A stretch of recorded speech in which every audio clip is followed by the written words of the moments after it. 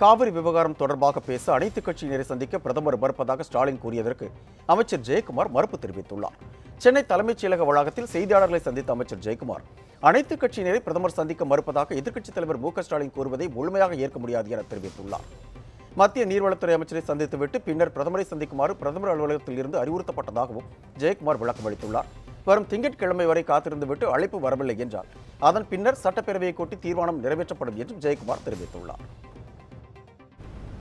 மாண்புமிகு எதிர்க்கட்சித் தலைவர் அவர்கள் பேட்டியிலே குறிப்பிட்டது போல பாரத பிரதமர் அவர்கள் முதலமைச்சரை சந்திக்க மறுத்தது என்பது, அதாவது குழுவை முதலமைச்சர் தலைமையில் வருகின்ற அந்த குழுவை சந்திக்க மறுத்தது என்பது முழுமையான அளவிற்கு அதை நாங்கள் மறுக்கின்றோம்.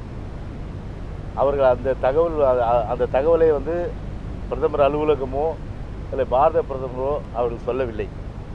மாறாக அவர்கள் என்ன சொன்னார்கள், அந்த பாரத பிரதமர் அலுவலகத்திலிருந்து முதலிலே நீங்கள் நீர்வழித்துறை அமைச்சரை நீங்கள் சந்தியுங்கள், அதன் பிறகு என்னை சந்திக்கலாம் என்கின்ற அந்த கருத்தை தான் சொன்னார்கள். எனவே இதுதான் கூட்டத்திலே முதலமைச்சர் அவர்கள் தெளிவுபடுத்தினார்கள்.